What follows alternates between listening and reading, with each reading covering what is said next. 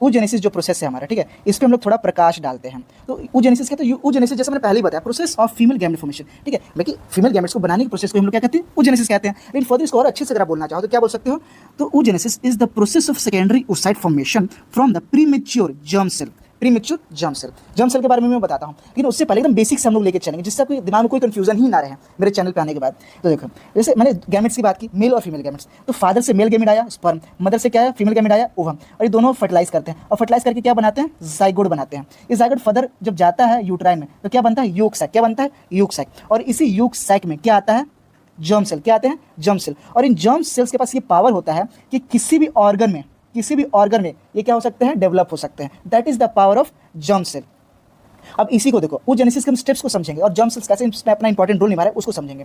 तो यहाँ पे देखो, मदर जो 4 वीक प्रेग्नेंट हो जाएगी, तब जो जर्म सेल है जो कि डिप्लॉयड है नेचर, 46 मीन्स टू से कि 2n है, डिप्लॉयड इन नेचर है, ठीक है, वो क्या होगा, माइग्रेट करके यूक सैक में आएगा। इसको हम लोग क्या बोलेंगे, जर्म सेल माइग्रेशन। क्या बोलेंगे, जर्म सेल माइग्रेशन, कि जर्म सेल माइग्रेट करके यूक सैक में आता है और उसको फर्दर किस में कन्वर्ट करता है, प्रीमोडियल जर्म सेल। किसमें कन्वर्ट करते हैं, प्रीमोडियल जर्म सेल। ये भी क्या होगा, डिप्लॉयड नेचर का होगा।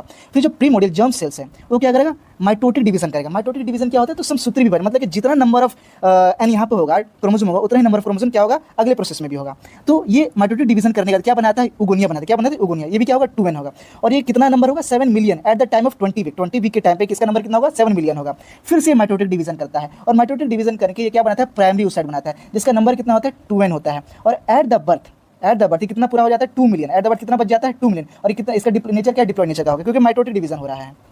देखो, अब समझने वाला बात क्या है कि प्राइमरी oocyte बनने के बाद, ठीक है, ये म्यूसिस फर्स्ट में एंटर कर जाता है, स्टार्ट हो जाती है म्यूसिस फर्स्ट, लेकिन ये क्या होता है, अरेस्ट हो जाता है। ये क्या होता है, अरेस्ट हो जाता है। अरेस्ट हो जाता है और कौन से फेज में रहता है, तो ये फेज प्रोफेस के डिप्लॉयड फेज, ठीक है, प्रोफेस आप कैसे, प्रोफेस के डिप्लोटिन फेज में रहता है। प्रोफेस के किस फेज में रहता है, डिप्लोटिन फेज में रहता है, ठीक है। ये अब अरेस्ट है, रुक गया है, आगे नहीं बढ़ रहा है इस प्रोसेस। अब पूछो, क्वेश्चन पूछो क्यों, रुका हुआ है। तो भाई जैसे कोई भी गर्ल चाइल्ड है, ठीक है, वो 2 साल की है, 4 साल की है, 8 साल की है, तो इनमें किसी भी तरह के सेक्स की इच्छा है, नहीं है। ये प्रेग्नेंट होगी, नहीं होगी। तो पहले ही आप प्राइमरी oocyte को सेकेंडरी oocyte बना के क्या फायदा, कोई फायदा है, नहीं फायदा है। तो वैसे ही अब जब ये लोग प्यूबर्टी हिट करेगा, जब क्या हिट करेगा, प्यूबर्टी हिट करेंगे, और इसमें क्या होगा, फर्स्ट एवोल्यूशन होगा, तब जाके म्यूसिस जो हमारा फर्स्ट था वो क्या होगा, कंप्लीट हो जाएगा। म्यूसिस फर्स्ट जो स्टार्ट हुआ था वो क्या होगा, यहाँ पे कंप्लीट हो जाएगा। और क्या बनाएगा, polar body, first polar body और सेकेंडरी oocyte कब बनाएगा, जब फर्स्ट एवोल्यूशन होगा, मीन्स सिर्फ प्यूबर्टी हिट करेगा। और ये किस में होगा, तो नॉन प्रेग्नेंट वीमेन में, सभी वीमेंस में होगा। जो भी नॉन प्रेग्नेंट वुमेन है इनमें ही हमको देखने को मिलेगा। और फर्दर ये क्या होगा कि जब MC आएगा, मेंस्ट्रुअल साइकिल आएगा, ये ब्लीडिंग होगी, ये क्या होगा, बाहर चला जाएगा। लेकिन अब देखो इसमें अब अगला क्या, ये तो नॉन प्रेग्नेंट तक का बात कर लिया हमने। अब आगे हम लोग स्टेज देखते हैं कि जब ये सेकेंडरी oocyte बनेगा, जैसे प्राइमरी oocyte बना था, वैसे अब क्या बन रहा है, सेकेंडरी oocyte बन रहा है। तो सेकेंडरी oocyte क्या